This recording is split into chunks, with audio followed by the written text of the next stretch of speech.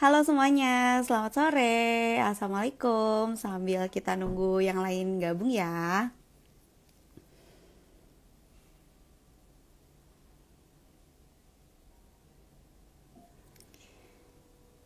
Ya, udah mulai ada yang nonton. Selamat bergabung di Instagram Live menjaga kesehatan mental saat anak sekolah daring.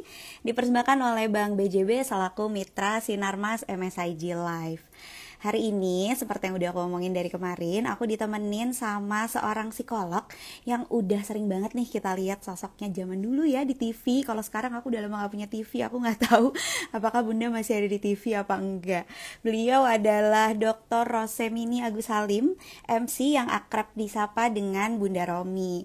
Bunda Romi ini adalah psikolog anak yang juga aktif menjadi peneliti, narasumber di berbagai webinar, juga staf pengajar dan koordinator program Magister Pendidikan Anak Usia Dini di Fakultas Psikologi Universitas Indonesia. Wah, kemarin pas aku bilang mau live sama Bunda Romi nih, mahasiswanya banyak banget yang DM aku, kenangan-kenangan kuliah bareng sama Bunda Romi yang katanya wangi banget. Gak sabar banget aku pingin ngobrol sore hari ini bareng Bunda. Tapi sebelum kita undang Bunda Romi untuk bergabung, aku mau mengingatkan bagi yang sudah join kontes cerita Instagram Story menjaga kesehatan mental anak saat sekolah daring, pemenang kuisnya akan diumumkan di akhir acara ini. Jadi ikuti live-nya sampai akhir ya. Pemenangnya itu dipilih dengan yang ceritanya paling menarik dan tentunya mengikuti syarat dan ketentuan dengan tag Instagram @sinarmasmsig_live dan @bankbcb. Nah, sekarang aku akan cek dulu Bunda Rominya sudah bergabung atau belum. Sebentar ya, sepertinya belum. Kita tunggu dulu. Aku invite deh.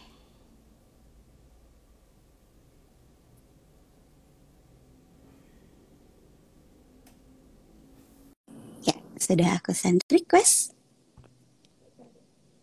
Halo Bunda. Hai, Assalamualaikum. Waalaikumsalam, selamat sore. Selamat sore, Mbak. Apa kabar, Mbak Nisa? Sehat Bunda? Aku alhamdulillah Alhamdulillah. baik. Iya, Bunda juga sehat ya? Alhamdulillah, sehat, Mbak Nisa. Sibuk banget soalnya nih katanya Bunda nih masih ngajar ya Bun ya? Masih, Alhamdulillah. Iya. Kemarin tuh pas aku bilang mau live sama Bunda banyak banget yang cerita dulu kuliahnya bareng Bunda katanya di psikologi UI. Katanya wangi Mahasiswa dulu banget. ya. Iya, Wah, sampai benar ya. terkenang katanya. Biasanya kalau berkasnya mereka saya kasih, mereka bilang, wangi, Bun, katanya gitu. Iya, wah ternyata terkenal banget nih wanginya Bunda ya di seluruh Fakultas Psikologi UI. Bunda, kita mau ngobrol-ngobrol nih tentang hebohnya sekolah daring karena anakku juga umurnya tuh 7 tahun. Dia kelas 1 SD dan dari pertama kali SD sekolahnya langsung online. Hmm, Suaraku jelas ya Bunda ya? jelas. Alhamdulillah. Suara saya gimana, Mbak Nisa? Iya, aman kok aman. Aman, oke. Mm-mm. Iya, jadi dia tuh agak-agak tidak tahu rasanya SD offline karena sejak awal sekolahnya online dan aku pun Hmm. awal-awal setahun kemarin tuh aku masih kerja full time dari rumah, lalu aku akhirnya resign Bunda karena aku nggak bisa bagi waktu untuk kerja di kantor dan juga ngurusin anak sekolah itu terlalu heboh gitu. Kalau Memang Bunda kalau aktivitasnya apa aja nih selama pandemi ini? kegiatan saya biasa ngajar Mbak Nisa, Mm-mm. ngajar apa namanya kuliah biasa setiap hari, terus kemudian bimbingan mahasiswa S1, S2, S3. Ya udah gitu. Pokoknya duduk dari sini ke sana nggak bergerak-gerak, duduk terus gitu ya. Iya betul. Semuanya di depan Zoom ya. Ya, betul Mbak Nisa. Tapi sempet stres gitu nggak sih Bunda? Kan Bunda sibuk banget ya, terus tiba-tiba harus duduk terus gitu. Eh, Awal pandemi memang harus ada penyesuaian, lebih kepada penyesuaian ya Mbak. Jadi saya kan biasanya mobile ya, kemana-mana, ke UI dan sebagainya. Tapi sekarang saya nggak bisa ke UI karena UI-nya juga di apa ya namanya di lockdown. Nah tapi kemudian saya bisa bekerja sebenarnya dari rumah. Namun di rumah saya punya cucu. Alhamdulillah kalau saya ngajar cucunya pangku. Jadi nggak profesional banget deh kayaknya gitu. Jadi saya memilih, saya punya kantor di Cilandak di Ampera. Jadi saya memilih di sini. Kalau nggak saya ngajar dari sekolah saya di Taman Kreativitas Anak Indonesia gitu. Jadi intinya adalah tetap ngajar, tetapi ya dibikin santai aja lah Mbak gitu ya. Setelah beberapa bulan kemudian. Tapi sebelumnya siapa bilang psikolog nggak bisa stres juga. Tapi ya udah dinikmati. Mungkin adaptasinya mungkin saya lebih cepat kemudian mencoba melihat cara berpikir disesuaikan. Oke, memang udah nggak bisa, nggak boleh nggak boleh ngomel, nggak boleh kemudian sebel nih gini, nggak bisa biasanya gini. Kita mencoba menikmati, bersyukur dulu biasanya. Bersyukur alhamdulillah saya sehat. Saya masih bisa mengerjakan banyak hal walaupun dengan sesuatu yang terbatas, lalu kemudian move on, gitu Mbak. Iya, jadi harus menyadari dulu ya sampai di mana batas kita bisa terima kondisi ini ya, baru kita bisa move on. Nah, Bunda ada pengalaman nggak sih separah apa kondisi pandemi ini pada kesehatan mental orang tua? Bunda kan punya sekolah juga, mungkin orang tua ada yang curhat. Iya, benar Mbak. Sedih ya, kadang-kadang kasihan juga orang tua, tetapi memang situasinya memang seperti ini. Jadi kalau misalnya anak yang tadi kayak Mbak Nisa bilang anak masih kecil gitu, kemudian tiba-tiba harus belajar dengan sesuatu karena gini, pada waktu kita balita anaknya itu konkret dan operasional, dia harus lihat barangnya, harus disentuh, harus diajak jalan, ajak main. Tetapi kalau dengan metodologi yang sekarang pendekatannya adalah teknologi yang virtual begini, itu sebetulnya tidak terlalu cocok untuk anak-anak balita. Tetapi kita coba bikinkan sesuatu yang lebih cocok lah untuk mereka. Nah, kalau orang tua itu rata-rata adalah pertama, masalah diri sendiri itu juga menjadi hambatan. Hambatannya adalah mereka kan harusnya bisa kerja, tetapi kemudian harus di rumah, ya. Tapi juga berikutnya ada lagi mereka tuh harusnya dulunya tidak terlalu banyak mengurusi tatak, tetek bengek atau lalu lelonya anak-anak ini ya. Tetapi tiba-tiba ada pandemi, guru cuma ngasih pengajaran sedikit, lalu kemudian ada yang di-PR-kan di rumah, di-upload dan sebagainya. Bayangkan kalau ada anaknya 4 atau 3, ya kan? Jadi bertanduk semua bapak ibunya. Dan kemudian juga masalahnya ekonomi kita kan juga tidak terlalu baik ya, sehingga kadang-kadang ada orang tua di PHK, ada orang tua yang kehilangan. Tapi itu juga menjadi tambah membuat kita jadi stres. Nah, yang kalau datang ke tempat saya, klien atau pasien saya itu rata-rata kadang-kadang banyak yang mengeluh tentang bagaimana sih mereka kok kayaknya nggak bisa deh, kayaknya sudah nggak sanggup lagi gitu. Terus kemudian ada juga banyak anak remaja yang kemudian datang karena merasa tugasnya terlalu banyak, tekanan dari orang tua tetap harus berprestasi, dan kemudian juga ada banyak tekanan-tekanan yang lain membuat mereka kemudian merasa give up, mau bunuh diri aja deh gitu. Jadi sekarang orang itu dari stres jadi depresinya itu cepat sekali, sehingga kemudian tindakannya adalah kepengen yang untuk menyelesaikan semua secara cepat gitu loh. Gitu Mbak Nisa. Waduh, kalau orang tuanya bunuh diri kasihan anaknya ya Bun ya. Iya, anak dan orang tua. Jadi itulah karena itu makanya saya berharap sih orang tua jauh bisa lebih kemudian menyikapi ini dengan lebih baik. Kuncinya adalah satu, adaptasi. Tapi untuk adaptasi itu kita harus bersyukur. Kalau kita ngomel, kita tidak mempunyai jalan keluar, terus kita hanya bercerita, dulu saya bisa gini, sekarang gini, itu jalan di tempat, ya, tidak move on. Kalau zaman sekarang anak-anak suka bilang ini apa di posisi wow gitu ya, padahal ini bukan wow banget gitu. Jadi kita memang harus membuat itu menjadi lebih baik gitu. Dan juga yang saya lihat adalah bahwa untuk bisa adaptasi dalam situasi ini orang perlu saling membantu di dalam satu rumah. Ayah membantu ibu, ibu membantu ayah, ayah dan ibu membantu anak, anak membantu ayah dan ibu. Kita harus meletakkan porsinya masing-masing supaya kita bisa lebih nyaman lah gitu Mbak. Mm-mm. Jadi komunikasi dengan suami juga harus lancar ya, karena itulah kunci justru untuk membesarkan anak. Lagi pula kita di rumah Betul, terus ya, bertiga betul. terus bun lu lagi gitu. Kalau Iya, kalau kalau komunikasi sama suami nggak baik itu pasti akan repot banget. sangat. Mhm. Nah, terus tadi kan Bunda sempat mention adaptasi ya. Gimana sih realnya gitu proses adaptasi yang harus kita lakukan? Karena kan masih banyak yang kaget, sampai-sampai banyak yang denial gitu. Ah udah bodo amat, aku masih mau pergi-pergi aja, mau keluar-keluar aja karena nggak sanggup untuk adaptasi di rumah. Itu gimana sih Bunda realnya tuh adaptasi untuk proses ini tuh? Mbak, suara saya clear nggak? Agak kresek-kresek tapi sebetulnya kedengaran sih Bunda nggak terlalu parah. Resek, kenapa ya? Sudah bisa lebih baik ini, Mbak? Eh, Tadi lebih enak Bunda. Oh, tadi lebih enak. Gini? Nah, gini lebih Oke. enak, iya. Mm-mm. Oke. Jadi kalau ditanyakan apakah namanya adaptasi itu udah kita kan menyesuaikan diri ya. Jadi segala sesuatu yang kita alami itu bisa dengan penyesuaian. Kadang-kadang gini, menyesuaikan diri kita anggap dari angle-nya hanya kepada kita aja. Kita lupa bahwa anak kita juga menyesuaikan diri. Kita lupa teman hidup kita menyesuaikan diri juga. Jadi penyesuaian diri 3 orang ini apa ya namanya lingkungan keluarga yang terdekat itu mbak kita di rumah ART kita itu juga masih sedang menyesuaikan diri. Tadinya aman tentram terkendali seharian bapak ibunya ke kantor, ini sekarang dipantau terus bapak ibunya jadi titi-titi teliti semua sampai salah letak aja diteriakin. Nah itu juga sedang adaptasi, jadi kita sama-sama mengadjust semua orang yang sedang beradaptasi dalam satu lingkungan.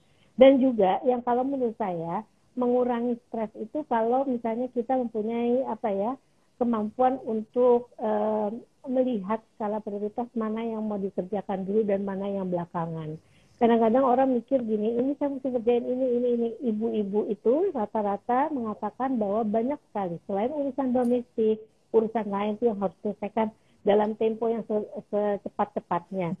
Padahal kita bisa bikin skala prioritas. Juga suami harus atau bapak mempunyai skala prioritas.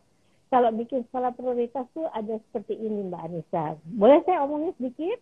Boleh dong, Bunda, boleh Jadi banget. Mm-mm. skala prioritas itu sebetulnya gampang tapi susah untuk dikerjakan. Karena Mm-mm. kadang-kadang orang membuat sesuatu yang skala prioritasnya nggak benar.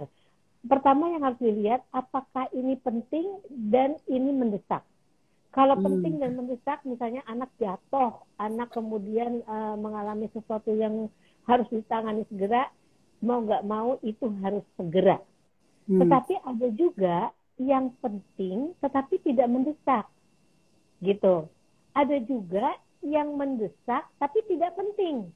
Mm. Misalnya mendesak tidak penting itu adalah dia masih perlu misalnya untuk menyelesaikan apa ya namanya tugas-tugas bulanan, mingguan atau anak itu bisa menyelesaikan tugasnya di-upload tidak hari ini, itu bisa ditunda sedikit. Kalau misalnya kemudian tidak penting dan tidak mendesak itu yang paling akhir.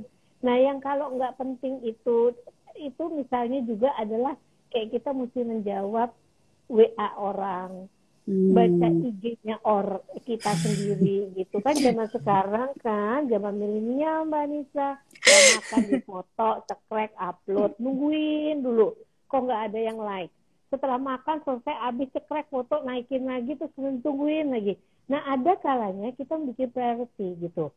Terus kalau orang bilang saya nggak punya waktu gitu, terus kita coba mengimbangi dengan apa ya namanya memetakan berapa waktu yang kita habiskan untuk melakukan hal-hal tertentu. Kecuali orang yang memang mempunyai tugas kayak Mbak Anissa melihat IG karena Anda bergerak di bidang itu. Nah itu beda. Jadi itu menjadi mungkin yang penting. Tapi bagi orang lain itu mungkin nggak penting sehingga kita nggak merasa dalam bahasa Jawanya kemerungsung, deg-degan, nggak jelas gitu. Itu yang harus kita bantu gitu Mbak. Jangan FOMO ya, orang lain lagi heboh gosipin apa langsung scrolling-scrolling cari tahu dulu. Padahal tidak penting dan tidak mendesak, itu benar sih. Jadi memang menentukan skala prioritas tuh ada ininya juga ya. Tapi ibu-ibu tuh kadang-kadang gini Bunda, ini ibu-ibu ya spesifik. Jadi me time tuh kadang-kadang jadi merasa bersalah. Padahal kan itu menurut aku penting ya, dalam kondisi kayak gini harus punya waktu sendiri gitu. Tapi ketika kita mulai duduk setelah seharian heboh, terus misalnya nonton drama Korea, terus jadi merasa bersalah, duh harusnya ngajak main anak nih, duh harusnya melakukan sesuatu yang lebih produktif. Nah menurut Bunda gimana sih soal me time ini? Nah, portionnya me time itu berapa lama? Dan Hmm. kemudian gini, itu kan hanya orang yang memiliki kegiatan yang tahu mana yang dia harus lakukan dan mana yang tidak, gitu kan ya. Jadi pada waktu kita mau melakukan itu ada masalah konflik yang ada yang kita pikirkan bingung gitu. Pertama kita petakan dulu masalahnya apa sih? Oh saya ini harus ini harus ini harus ini. Oke, coba kita bisa urutkan nggak? Bikin kemudian kita buat skala prioritas tadi. Apakah itu penting? Apakah itu urgent? Itu harus jelas. Lalu kemudian setelah itu lihat nih diri kita. Kita punya kapasitas yang seperti apa? Kelebihan dan kekurangan kita apa? Misalnya gini, saya lagi kurang sehat. Jadi berarti ada hal yang tidak bisa dilakukan segera karena sedang kurang sehat. Jadi kelebihan dan kekurangan itu menjadikan bagian di mana kita nanti akan memutuskan mana yang mau kita lakukan. Setelah itu rancang strategi. Kalau dalam ibu-ibu ini kan multitasking. Multitaskingnya gimana? Dalam satu kegiatan bisa 2 atau 3 hal yang dikerjakan. Satu hal ya, misalnya gitu. Sambil masak dia sarapan. Ya kan?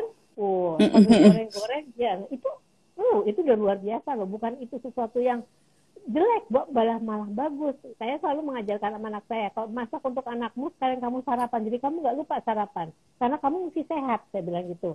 Jadi itu multitasking itu udah dilakukan banyak ibu-ibu. Lalu kemudian kita lihat, apa sih kita yang mesti lakukan sekarang?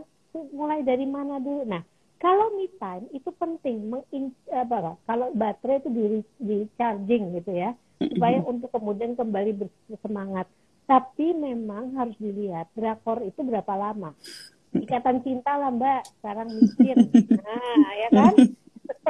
Ada yang ketawa di sini. Ikatan Cinta micin itu, saya kemarin ditanya sama wartawan dari Silet itu.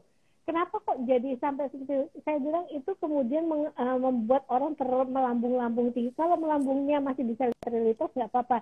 Tapi kan ada waktunya gitu. Dan pada waktu itu kita lihat kita bisa nggak melakukannya. Kalau misalnya jam pada waktu tayang itu kita sedang lagi harus melakukan apa, mungkin kita bisa tunda. Jangan lupa kita punya YouTube, punya apa untuk bisa melihat ulang gitu. Jadi ada cara lah selalu kayak gitu. Bukan berarti nggak boleh, tetapi kalau misalnya me time-nya hampir 5 jam gitu, ya Anda kehilangan banyak waktu untuk anak-anak gitu. Iya Gitu, Mbak. betul. Nah, ini nyambung ke topik kesehatan mental. Kemarin juga aku sempat mention sama Bunda kalau suamiku tuh pandemi ini 4 bulan sampai ke psikiater dan dia minum obat karena sebelumnya sudah dengan psikolog selama 1 bulan tidak ada perubahan, akhirnya dirujuk ke psikiater. Nah, aku yakin nih Bunda banyak banget sebenarnya orang-orang yang mungkin juga merasa dia secara mental kurang sehat, tapi kurang aware gitu sama kesehatan mentalnya. Kalau aku kan kayak ngelihat, ini suamiku nggak beres nih karena siang-siang bukannya kerja malah pinginnya tuh tidur terus, bener-bener pingin selimutan terus, sehingga aku ini ada yang nggak beres, kayaknya kamu perlu bantuan gitu, dan dia mau. Tapi mungkin ada juga orang-orang yang nggak tahu tanda-tandanya tuh sebenarnya apa sih Bunda ketika kita tuh punya masalah mental. Ya, jadi orang pada waktu sibuk dia melakukan ini gitu. Tapi pada waktu tertentu memang kadang-kadang orang tidak apa ya namanya pada waktu situasi seperti ini kadang-kadang tidak bisa mencoba yang tadi adaptasi merubah itu semua dengan cepat ya. Nah, ada kalanya pada waktu orang sehat mental menyadari potensinya apa yang harus dia lakukan itu bisa dia lakukan. Karakteristiknya misalnya dia masih bisa tertawa dalam situasi gini, bukan tertawa sendiri ya, tetapi oh iya ya tadi saya salah nih, harusnya saya timingnya nggak begini nih gitu ya. Terus kemudian dia masih itu cara-cara ciri-ciri orang yang tidak mengalami stres walaupun dalam keadaan situasi yang penuh dengan tekanan ya, terus tidak dibanjiri oleh emosi negatif. Orang sekarang ini sering overthinking. Orang sekarang zaman sekarang sering tidak positive thinking. Semuanya negatif. Karena kita ketakutan. Nah, kecemasannya juga harus dibatasi. Jangan kecemasan tinggi sampai mengoverwhelm, meliputi semua, sehingga kita nggak bisa melakukan apa-apa, gitu ya. Jadi kayak misalnya suaminya Mbak Nisa, mengurung diri di kamar, atau yang harus diajak bicara adalah kenapa ya? Kenapa kamu merasa nggak nyaman di luar? Kenapa kamu merasa kayaknya nggak punya kemampuan untuk beraktivitas? Gitu. Jadi kalau kita ke psikolog, memang bedanya dengan psikiater, psikolog tidak akan memberikan obat. Obatnya adalah saran. Kalau saya ada klien atau pasien saya datang, saya kasih saran ini nih. Lalu setelah ketemu lagi saya tanya, ini yang ini dikerjakan sampai berapa lama? Bahkan kadang-kadang saya suruh bikin logbooknya, gitu. Karena dengan demikian saya tahu perkembangannya sampai di mana. Karena sometimes orang dikasih saran, alhamdulillah nggak dikerjain, Mbak. Terus lalu kemudian datang balik ya. Saya selalu tanya, gagal Bu, udah berkali-kali coba, berapa kali? 2 kali kamu anggap gagal gitu. Jadi kadarnya juga untuk mengatakan gagal menurut saya terlalu dini untuk mengatakan gagal. Pertanyaannya belum selalu effortnya cukup gitu. Memerangi diri itu jauh lebih besar, lebih sulit daripada memerangi orang di lingkungan. Karena kalau diri kita nggak ngelihat dan kita nggak nyadar bahwa kita itu harus lakukan sesuatu dengan yang ada dalam diri kita. Orang mager, malas gerak, itu juga kejadiannya adalah seperti itu. Di mana dia tidak tahu apa yang dia mesti lakukan dan kenapa dia harus melakukan itu. Nah, makanya manusia itu harus ada tujuan. Dan yang saya sarankan ya untuk bisa survive ya di dalam situasi seperti ini agar sehat mentalnya itu harus memiliki keterampilan yang namanya life skill, keterampilan hidup, Mbak Anissa. Karena keterampilan itu membuat orang bisa survive dalam situasi apapun. Ada banyak hal yang harus dipelajari dalam lingkungan. Nah ini rupanya nggak kita pelajarkan, tidak berikan kepada anak-anak kita. Saya ambil contoh ya, anak tuh dari kecil nggak pernah diajarkan untuk, kalau di dalam life skill tuh ada target. Apa yang mau dilakukan. Kalau ada masalah gini, kira-kira dia melihat dari situasi kiri kanan, ini masalahnya apa ya, itu satu. Lalu kemudian apa ya yang saya lakukan, itu targetnya dia. Kemampuan dia untuk berkomunikasi, itu harus diajarkan. Mengatakan apa yang dia, jadi dia, kalau orang bilang apa yang kamu rasakan, yang nggak ngerti rasanya kayak begini, nggak karu-karuan, ya susah, nggak bisa dibantu. Tetapi kalau dia bisa spesifik, aku nggak ngerti kenapa kok orang nggak suka sama aku, misalnya kayak gitu. Nah itu kita bisa coba lihat, bantu dia menganalisir. Lalu kemudian kemampuan anak itu untuk belajar, untuk berempati, itu salah satu dari life skill, memahami perasaan, pikiran orang lain. Ada banyak hal yang diajarkan, dan kemudian yang berikutnya adalah bagaimana kita mengcombine ide-ide kita untuk mencari pemecahan masalahnya. Dan kemudian berkembang diri kita dengan adanya itu. Nah, anehnya Mbak, orang itu mengatakan dirinya nggak bisa apa-apa dan sebagainya, tapi dia belum usaha. Nah, tidak ada usaha. Allah itu juga kan dalam ajaran kita di agama apapun, kita harus terus dengan usaha. Mau melakukan, ya tentu doa pasti yang utama. Tapi kemudian usaha. Kalau Anda berdoa dan Anda tidak berusaha, belum tentu mencapai sesuatu gitu. Gitu, Mbak. Iya, jadi ini aku recap sedikit ya, keterampilan hidup tadi menurut Bunda adalah yang pertama adalah problem solving ya Bun ya. Kita harus tahu gimana sih caranya kalau melihat satu masalah tuh berusaha untuk cari solusinya dan juga berempati. Nah, itu pun diajarin ke anak karena biasanya nih orang tua ya ngajarin ke anak sih benar sih Bun. Anak tuh harus bisa divalidasi emosinya. Kita harus ngajarin emosi sama anak. Kita harus ngajarin anak empati. Tapi begitu ke diri sendiri ditanya kamu kenapa? Bingung yang tadi kata Bun. Iya, aku nggak tahu aku kenapa. Ini perasaan apa. Jadi ya memang harus sama-sama mungkin ya orang tua juga belajar mengenali emosi diri sendiri, juga ngajarin anak mengenali emosinya. Terus tadi kan Bunda sempat mention ya ada kecemasan berlebihan karena tidak punya tujuan gitu. Nah, di batas apa sih sebenarnya kecemasan itu disebut berlebihan dan gimana caranya untuk kita tahu bahwa ini kita sudah berlebihan nih gitu. Kecemasan itu sebenarnya ada dua kalau di ilmu saya ya, ilmu psikologi bukan ilmu saya, ilmu psikologi. Jadi masa tipe T. Kalau kecil itu tiap manusia memang punya cemas, wajib cemas. Anak mau ulangan nggak cemas, hati-hati. Artinya dia udah nggak ada takut-takutnya sama sekali. Begitu dia cemas dikit, dia kemudian belajar, dia berusaha, itu menjadikan booster untuk dia sendiri. Tapi kalau kecemasan tingkat tinggi, itu kecemasan yang besar sekali, itu menutup semua sisi dari cara berpikir, apapun ditutup. Kenapa?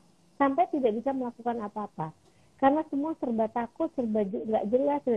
Sebetulnya kecemasan yang tipe yang besar ini, itu kadang-kadang disebabkan oleh kita yang menilai, menganalisis terlalu jauh. Misalnya contoh gini, ada masalah tentang COVID.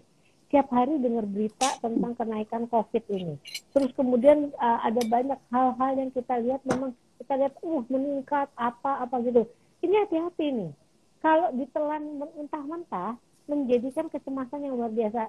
Saya bisa kasih contoh, ada orang yang ke saya yang kemudian sekarang ini dia melarang seluruh anggota keluarganya untuk keluar dari rumah. Kenapa? Karena ketakutannya. Nanti kalau kamu keluar, saya takut nanti kamu kalau masuk ke rumah lagi membawa penyakit dan sebagainya, gitu ya. Jadi kecemasannya sudah seperti tidak masuk di akal lagi gitu. Kadang-kadang kita harus berpikir 3M itu untuk apa? Untuk bisa mengatasi supaya kita tidak tertular dan sebagainya. Misalnya sekarang gini, saya bicara gini nggak pakai masker karena dekat saya nggak terlalu dekat dengan orang-orang. Tapi begitu dekat orang-orang, saya automatically akan bilang saya perlu ini, saya jangan didekati, saya harus gini, saya harus apakah pakai face shield dengan masker atau masker aja without face shield. Tapi itu nggak bikin saya kemudian semua jadi parno gitu loh Mbak. Nah, ini yang kalau menurut saya yang harus dipikirkan oleh orang. Jadi kalau orang nggak bisa menganalisis masalah atau masalah itu konfliknya apa atau apanya yang menjadi penyebab, dia akan overthinking kepada hal-hal yang lain sehingga kemudian jadi negatif gitu ya. Terus kemudian jadi anxiety-nya tinggi. Kayak gini, orang ragu-ragu itu artinya kurang bertanya. Untuk tidak ragu-ragu, banyaklah bertanya gitu. Banyaknya bertanya kemana? Kemana-mana. Tapi anehnya informasi dari semua Google atau apa itu nggak bisa ditelan gitu. Tapi harus kita cermati. Itu di dalam life skill tuh ada. Nanti kalau ada yang mau tahu nanti coba lihat deh ke saya tuh, saya kasih tentang yang namanya life skill. Itu gimana sih? Dia salah satunya adalah memfilter mana yang bisa diterima dan tidak. Jangan sampai kayak gini, kita terima WA dari orang, kita kirim ke tempat lain lagi. Pertanyaannya, Anda sudah baca, Anda lihat betul apa tidak itu? Jangan sampai di forward gitu. Padahal itu nggak benar gitu Mbak. Ya oke. Nyambung ke sekolah online nih Bunda. Jadi banyak banget orang tua yang curhatnya tuh adalah takut anaknya ketinggalan. Jadi yang mau masuk TK takut nih anaknya masuk TK nggak ya? Kan TK-nya online. Apakah kalau tidak sekolah akan tertinggal? Begitupun yang anaknya SD. Ini sekolahnya online gini, belajar nggak sih dia gitu? Itu kecemasan-kecemasan orang tua yang terjadi selama sekolah online ini. Menurut Bunda gimana sih? Gini, sekolah, taman kanak-kanak, playgroup itu sebenarnya prasekolah. Kalau Anda mengeluarkan anak Anda dari sekolah, di situ Anda yakin Anda bisa simulasi di rumah, no problemo. Prasekolah. Pertanyaannya gimana simulasinya? You have to banyak baca. Salah satunya apa? Tugas perkembangan anak. Setiap stage dari perkembangan anak itu ada tugasnya. Nah, tugas ini harus bisa dicapai agar bisa dia mencapai tugas berikutnya nggak mengalami kesulitan. Dan itu mesti disimulasi. Misalnya, anak mau masuk SD, jadi di TKB, itu dia harus motorik kasarnya lari ke motorik halus. Nah, kalau dia nggak pernah disimulasi motorik halusnya, tidak bisa dia. Anak mau baca, dia harus tahu visual spasial di atas, di bawah, di kiri, di kanan, di depan, di belakang. Kemudian sehingga dia nanti tidak disleksia dan sebagainya. Jadi ada tahapan yang mesti disimulasi di rumah. Simulasi itu dengan apa aja, nggak selalu harus kayak ada bu guru, ada papan. Boleh dengan sambil bermain, nggak ada masalah.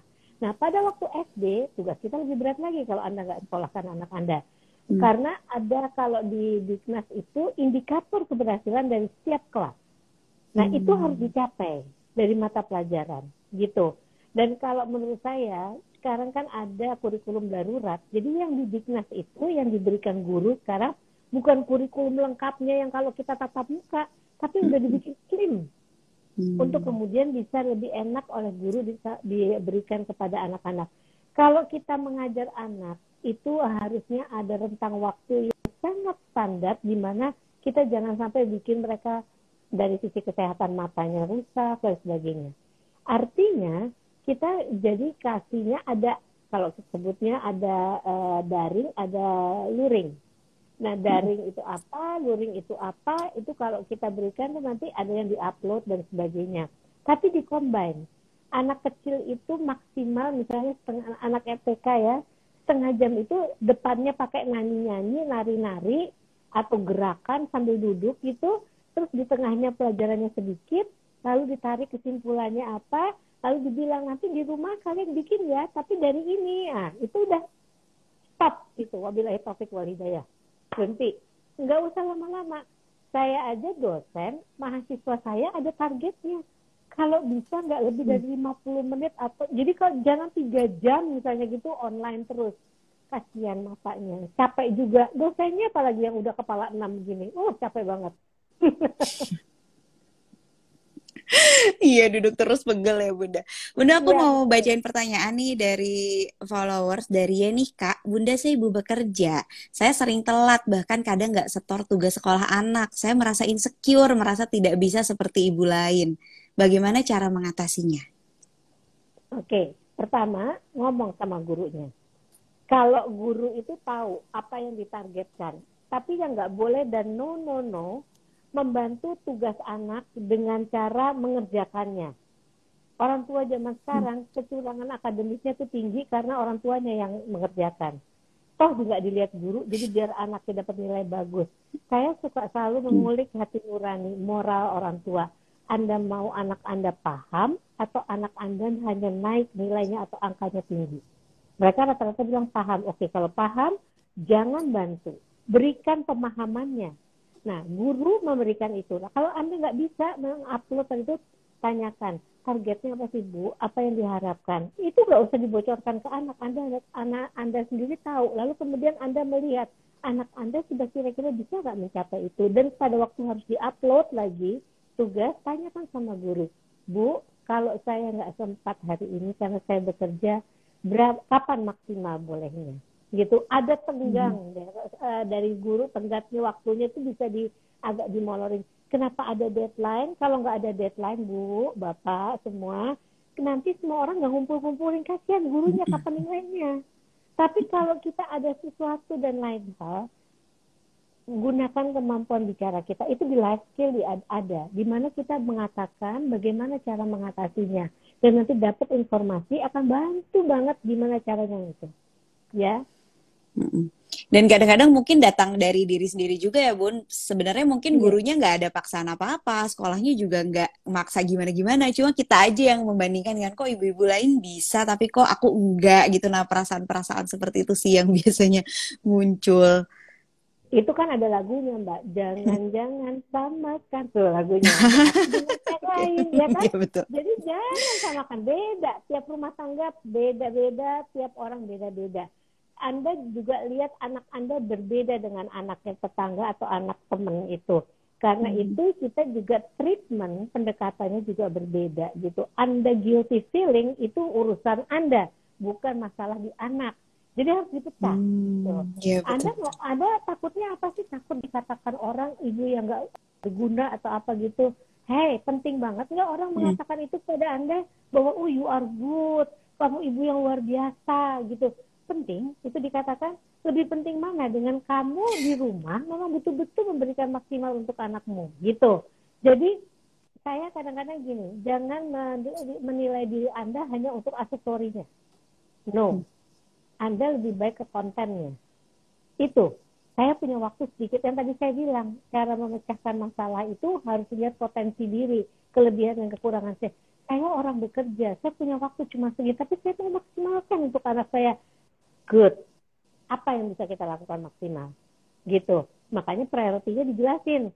Jangan bolak-balik Instagram. Bolak-balik misalnya itu kalau Anda nggak butuh banget, kecuali Mbak Anissa memang dalam itu bidangnya.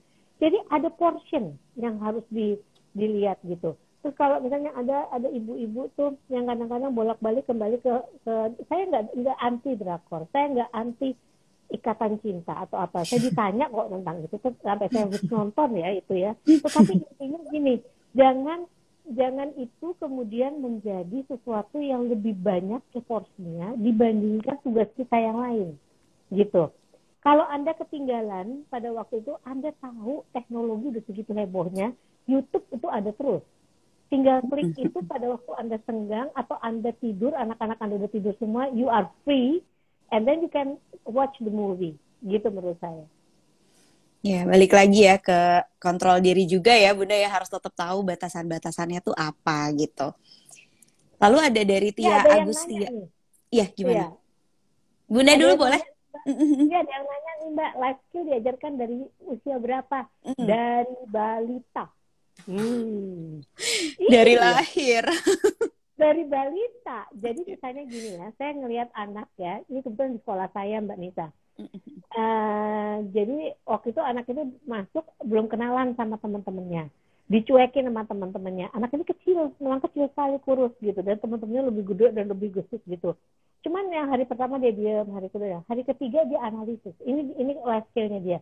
Dia analisis, oh orang-orang nggak ngajak saya karena mereka nggak kenal saya, gitu ya. Itu saya tahu setelahnya dengan gayanya Abasa. Tapi analisis saya ini saya ngomongin seperti Romi ngomong ya. Tapi kemudian dia melihat, dia minta sama gurunya kertas origami.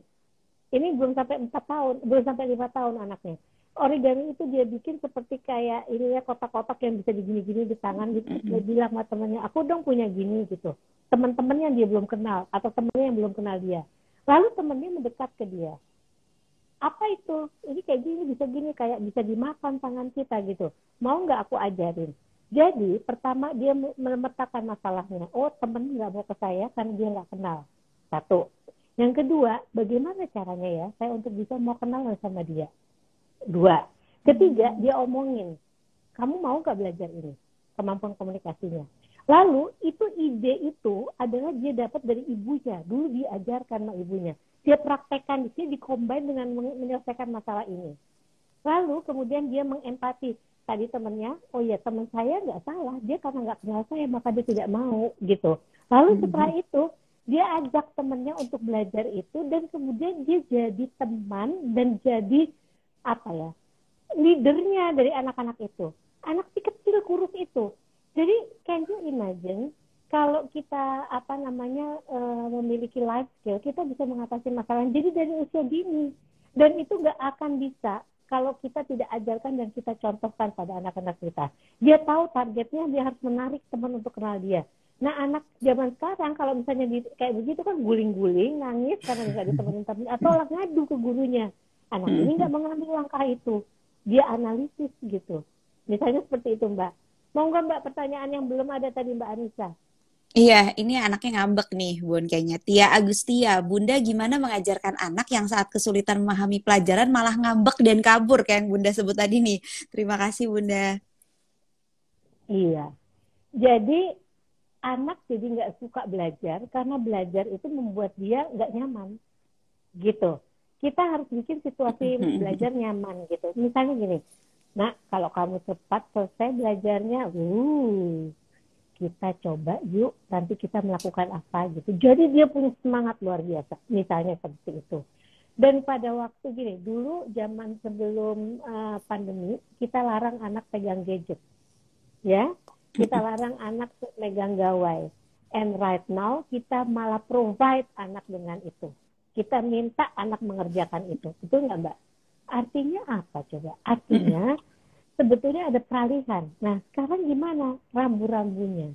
Makanya anak itu diajarkan rambu-rambunya. Selama pakai itu boleh do and don'ts-nya apa? Kenapa tidak bolehnya? Kenapa dia diajarkan untuk membatasi diri dengan itu? Tapi kalau kita suruh dia membatasi diri dengan tidak menggunakan gadget terus, make sure, yakinlah Anda punya serangkaian kegiatan yang sangat menarik untuk dia. Misalnya gini, kamu nggak ingin tadi kita main bola yuk di luar. Mungkin di luar itu bukan di luar di lapangan, cuma di garasi atau kemudian melakukan apa gitu. Contoh Mbak, ada pasien saya bilang, Bu Romi saya udah nggak tahu mau lakukan apa dengan anak saya. Ya Allah nih orang kok nyerah banget. Saya bilang gitu. Ibu bisa bantu anak ibu belajar bercocok tanam. Terus dia bilang saya tinggal di apartemen Bu Romi. Tumbang tanya, Bu tahu pot? Saya tanya gitu. Pot tahu nggak? Ibu pernah dengarnya namanya pot? Iya Bu, untuk bunga. Tapi saya nggak punya. Ibu punya bekas tempat susu? sampai saya gemes gitu. Orang tua tuh harus kreatif ngajarin anak bercocok tanam besar, lempot aja bisa. Saya dulu nanam padi karena anak saya tanya, nanam padi bisa nggak ya Ma di pot? Bisa, saya bilang. Cuman kita pindahkan tempatnya aja gitu. Jadi orang tua harus punya kemampuan inisiatif yang luar biasa. Berikutnya Mbak, satu lagi adalah kalau kita ngelihat bahwa anak kita ini sedang nggak nyaman karena jenis begini, bilang sama gurunya. Sehingga di dalam pada waktu dia sedang belajar, gurunya bisa manggil dia, gitu.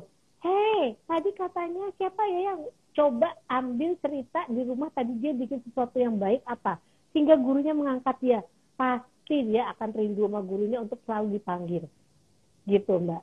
Jadi communication dengan guru juga harus ada supaya kasih tahu bahwa ini lagi nggak mood nih. Makanya kalau kita meletakkan meja untuk anak belajar dengan device atau gawai atau apa di depannya, kita harus yakin anak itu kelihatan mukanya sampai ke sini. Jangan hanya kelihatan sini Mbak, karena letaknya terlalu rendah cuma kelihatan ubun-ubunnya. Kita nggak pernah tahu dia tidur atau dia main mobil-mobilan di bawah. Gitu. Iya. Terlalu semangat. Iya, aku juga setuju banget sih sama ngobrol. Nggak, seru banget Bunda, karena aku juga waktu pertama kali anakku masuk SD aku tuh khawatir kan dia tuh bisa nggak ya masuk SD online gini, jadi aku minta one on one sesi sama guru-gurunya, terus aku bilang ini nanti kalau nggak bisa ngikutin pelajaran tolong dikasih tahu ya missnya, terus pokoknya aku menganggap ini anakku tuh anaknya kinestetik soalnya Bunda, jadi dia nggak bisa diem gitu kan, tapi ternyata karena aku juga komunikasi sama gurunya, aku bilang sama gurunya kalau dia kinestetik, kalau dia ada SPD juga Bunda, dia ada sensory processing disorder. Jadi gurunya pun bisa lebih paham sehingga tahu gitu harus menghadapi anak ini seperti apa. Nah, jadi mungkin di sini ibu-ibu, ayah-ayah yang merasa sekolahnya tuh kok gini banget, mungkin bisa minta sesi one on one sama wali kelasnya karena itu tuh ngaruh banget sama proses belajar anak ke depannya gitu ya. Betul. Ini selanjutnya ada dari Leilana Putri. Bunda, anakku kelas 3 SD sampai nangis karena sekolahnya online. Apakah itu termasuk terganggu kesehatan mentalnya atau kenapa ya? Oke, nangis itu kan bisa penyebabnya macam-macam, Mbak. Pertama, kalau kita pun di rumah, make sure habit, kebiasaan tetap dijaga. Pagi harus makan, minum, mandi. Lalu baru kemudian on screen. Jadi jangan sampai Anda merubah kebiasaan itu karena pada waktu nanti sekolah Anda punya masalah baru lagi nanti. Nah, anak kadang-kadang karena biasa diberikan ya udah deh, kalau lagi kamu nggak on screen, kamu boleh tidur lebih lama. Enggak. Karena anak habitnya tuh masih harus dijaga. Kebiasaannya harus dijaga. Jadi disiplinnya itu harus ada. Sampai nanti kemudian kita, karena gini, kalau dia lagi nggak on, karena dia masih ngantuk dan sebagainya, tentu dia cranky. Cranky itu apa ya? Pokoknya nggak cengeng, nggak mau dan sebagainya, gitu, tantrum gitu. Nah itu yang menurut saya kita yang harus menganalisis kenapa penyebabnya. Kita harus berempati pada anak, ya. Tahu nggak sih kita bahwa anak ini punya kebutuhan apa, gitu. Jangan juga suruh bikin PR atau belajar pada saat di TV atau di mana ada apa tuh film kartun kayak kesukaannya dia atau apa gitu. Ini kita yang nggak menganalisis kebutuhan anak kita. Maka kalau itu negosiasi dengan anak untuk kemudian dia mau melakukan apa, itu penting banget gitu loh Mbak. Jadi saya sangat menganjurkan orang tua itu melihat dulu anak ini nggak maunya karena apa. Terus memang selama masa pandemi ini belajar itu harus didampingi, ya, bukan didampingi untuk membereskan PR-nya. Kalau anak TK ibunya ikut mewarnai di bawah meja, bukan. Atau anak SD ikut-ikut ngitung pakai kalkulator atau pakai handphone, bukan itu. Tetapi lebih kepada mendampingi kalau ada sesuatu yang dia tidak mengerti. Misalnya temannya ngomong, dia nggak ngerti, ibu gurunya bicara, dia tidak mengerti. Tugas kita menjelaskan dia. Sama kayak pendampingan pada waktu kita lihat TV. Sama seperti itu. Ada hal yang anak tidak tangkap. Kenapa tidak ditangkap? Perkembangan kognitif itu berkembang. Sehingga pada tahap balita-batita, dan juga SD kecil, itu tingkat perkembangan kognitifnya masih konkret dan operasional. Jadi konkret gitu. Gitu Mbak Nisa. Jadi memang rutinitas itu penting banget ya, apalagi anak kecil jam malam tidur salah aja tuh besoknya bisa jadi masalah ya Bunda ya, karena Cranky. siang-siang. Jadi memang kebutuhan fisiknya dulu mungkin harus dipenuhi, apakah anaknya ngantuk, apakah anaknya lapar, lalu kebutuhan emosi sih biasanya ya, sudah dipeluk kah, sudah disayang-sayang kah, atau ini jangan-jangan gurunya di kelas juga menuntut ngerjain tugas, ibunya juga di rumah nuntut ngomel-ngomel, kan anaknya jadi stres ya. Kalau kayak gitu kebayang. Jadi memang harus kita juga yang bisa menjaga emosinya. Nah, ini nyambung nih Bunda sama pertanyaannya Tria Yudia. Bunda, bagaimana cara anger management bagi seorang ibu? Karena di masa pandemi ini jadi lebih sensitif dan sering banget marah-marah. Ya memang sih, ibu gini, pekerjaan ibu itu pekerjaan yang luar biasa. Bapak juga loh ya. Jadi ibaratnya Anda jangan pernah, misalnya kalau wanita nih sekarang gini Mbak Nisa, saya kerja untuk kamu ya nak, jadi kamu harus mengerti, memahami. Enggak begitu, anak memang nggak mau ngerti, siapa suruh kerja, itu ibaratnya gitu kalau anak bisa ngomong. Tapi kan kita harus melakukannya seperti ini, bahwa anak itu sesuatu investasi manusia yang paling besar, yang paling berharga. Salah kita mengasah atau menstimulasi anak, salah kita mengasuh anak, insya Allah Anda akan lihat seumur hidup Anda sampai Anda menutup mata. Pada waktu anak Anda besar, anak Anda tidak bisa mengambil keputusan. Pada waktu anak Anda besar, anak Anda tidak mandiri. Pada waktu anak Anda besar, anak Anda tidak bisa membantu orang lain, tidak berempati pada orang lain, tidak bisa menjadi anak soleh atau soleha. Itu yang akan Anda lihat sampai Anda menutup mata. Jadi, kalau kita mengatakan ya kita berat kan lagi kerja, Anda tugasnya membagi waktu. Setelah Anda mengatakan saya mau bekerja, Anda harus mengukur diri dulu, Anda mampukah kalau Anda bekerja dengan memiliki 3 anak misalnya kayak gitu.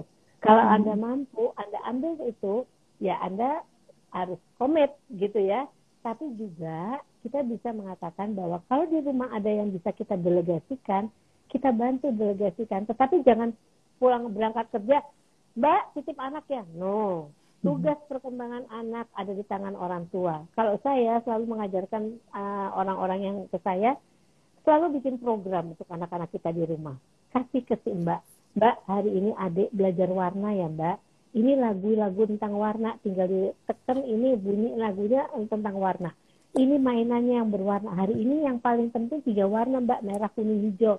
Itu diseriap bagi makan, dicariin gambar merah, kuning, hijau. Pada waktu di kamar mandi, di akhir hari, pada waktu kita pulang, kita cek. Anak kita sudah tahu nggak ya yang merah, yang kuning, yang hijau. Kalau udah, oke banget nih. Artinya Mbak melakukan hal yang baik. Dan ternyata banyak sekali orang tua yang menyerahkan itu aja kepada asisten kita. Padahal asisten kita kan belum tentu punya pendidikan yang sama dengan kita. Nanti kalau anaknya terjadi sesuatu, kita marah-marah sama dia. Kalau menurut saya itu hal yang tidak terpuji lah bagi orang tua. Tanggung jawab adalah orang tua tetap gitu.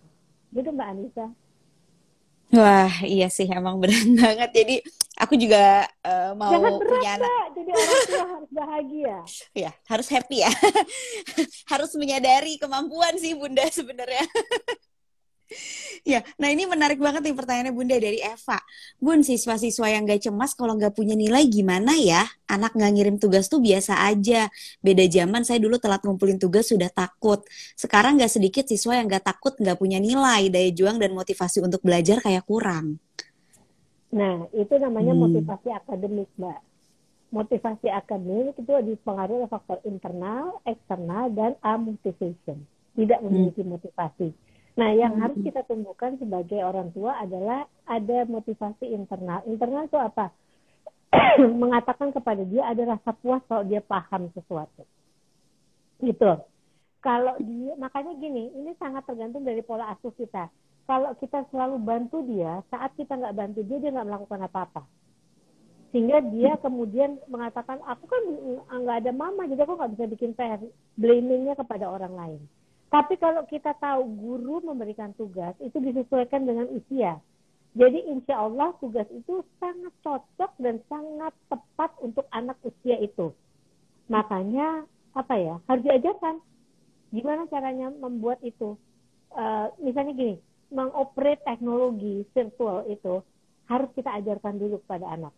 Saya selalu bilang ajarkan dulu A, I, U, E, O-nya. Caranya buka screen, lalu kemudian bagaimana, ini terutama anak yang SD ya sudah ya. Kalau TK memang belum sama sekali. Kalau misalnya mau ngomong, pencet mana supaya mic-nya on. Kalau kamera on-nya di sini. Bahkan sekarang anak lebih pinter, supaya nggak dilihat gurunya nguap sambil makan bakso, dia tutup kameranya. Nah, itu kan yang kita harus sebagai orang tua kita lihat, perhatikan. Nggak boleh, nak. Mahasiswa saya di UI itu juga saya larang, karena ada peringatan semua mahasiswa yang itu harus semua on open camera. Okay. Maksudnya supaya apa? Supaya kita tahu bahwa dia memantau. Pada waktu dia tidak mengerti dan dia tidak hadir, kita kan nggak pernah tahu itu kejadiannya. Tapi kalau kita lihat semua on cam, kita lihat oh iya dia ada tapi dia tidak paham. Mungkin kita harus ulang. Dan saya yakin, seyakin-yakinnya kalau bapak dan ibu gurunya diajak bicara, pada saat anak kita nggak ngerti apa-apa, dia bisa ngulang dengan video call, dengan telepon, dengan apa gitu. Tapi kan memang harus ada cerita dari kita di rumah, apa yang terjadi dengan anak-anak kita. Gitu, Mbak.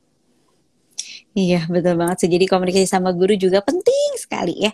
Nah, ini ada pertanyaan dari Tika Prilia. Sedang di posisi LDM karena suami kerja di site. Saya juga WFH, tiap pagi daily meeting, ngurus anak sendiri. Waduh, pertanyaannya kepotong. Mungkin gimana tipsnya ya Bunda untuk sekolah di rumah bagi pasangan yang long distance marriage? Iya, long distance bagi saat sekarang ini bukan berarti nggak bisa berhubungan sampai 3 bulan atau 2 bulan atau 2 minggu.